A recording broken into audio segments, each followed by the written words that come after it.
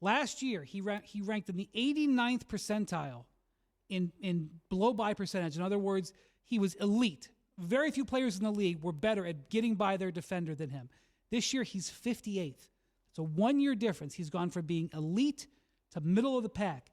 And that ability to get downhill is what made him such a devastating scorer. Now, look, you watch him play. He still gets to the line 9 times a game. He still is super crafty. He's still able to put up numbers. But you can't look at him now. He's shooting 41% overall. Last year, he's in the 89th percentile getting by guys, and he's shooting 48%. That step down is completely obvious. And you watched him play the Suns on Sunday night.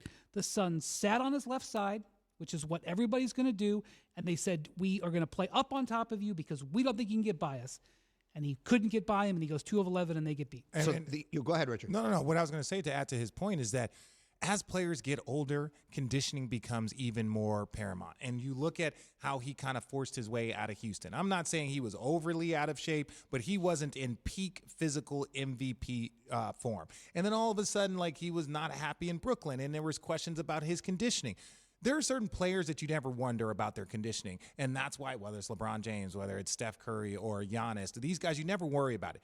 But with James, if you're playing with your conditioning, if you're not like staying, especially as you get older, if you're not staying 100% on top of your body, if you're not staying 100% locked in, your performance drops quick. And this is not a knock on Russell Westbrook, but you can see Russell Westbrook doesn't have the same lift he used to have. He was the most athletic guard we'd maybe ever seen. And all of a sudden, 3-4 inches off that vert goes away. And instead of turning that ball over and dunking it, he's trying to lay it in, and some of those balls are rolling off the rim. Mm-hmm. His percentages goes down. The drop at when you start to get over 30, you have to be on top of it like you've never been before. And so I'm not going to say it's gone forever for James Harden, but he's got to address that. It's a good point, and it is another reason to give credit to LeBron James, who is a physical marvel at the age of 37 to be doing what he's doing.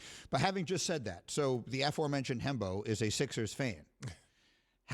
There was a moment in time, about 2-3 weeks after this trade was made, that they were all starting making plans for the NBA Finals in Philly in June. Mm-hmm. What should those fans be thinking as they watch this right now? You should be thinking that you hope that James Harden can get back to the best version of himself. That's your only hope. Because Joel Embiid is on pace to finish first or second for the MVP race, rightfully so.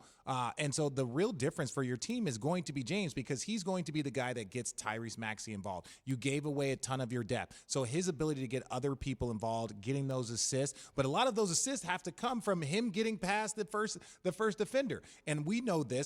Great offensive players never look at the defender in front of them. They never. You're not my issue. I'm worried about the shot blocker. I'm worried about the help defense. When the first defender in front of you becomes the issue, which it is becoming for James Harden, that's when you start to have serious drop off, because now I'm focused on trying to get by you, and I can't see past you. I can't see past that first line of defense because I'm having trouble getting past this line. And so I think when you look at the Philadelphia 76ers, if James Harden doesn't get to top 10, top 15 caliber player, then they're just going to struggle. That's a scorer. That's a guy who averaged 20 in the NBA. Yeah. Who had to play into his mid-30s that I'm listening to. Yeah, no, that's exactly the right perspective. Quickly, before I let you guys go, Wendy and RJ with me here on ESPN Radio. Wendy, I'll start with you. Perhaps because I have been sitting next to Stephen A, 2-3 nights a week all season long, and he has been on the Warriors bandwagon from before the season began. I just can't get this out of my head. But right now, I mean, the Suns are so head and shoulders the best team in the NBA. Wendy, I will ask you, who's their biggest threat in the West? It's Golden State if they hit the top level. And I know why Stephen A says that. And when Golden State hits top gear, good luck beating them 4 out of 7. We haven't seen them at top gear since December, maybe early January. Yeah. And Steph is hobbled, and you don't know about Draymond. I mean, Steph isn't even doing basketball stuff yet. I know we've got weeks left. The one saving grace for Golden State is that they may not have to be at their absolute best in the first round. They're going to have a potentially difficult series, but they may be able to work Steph in. But they are going to have to recover their A game, because if you watch Phoenix right now, like what they did to the 76ers the other night, they are playing effortless, smart, efficient basketball, and they are killers in the clutch. Killers in the clutch.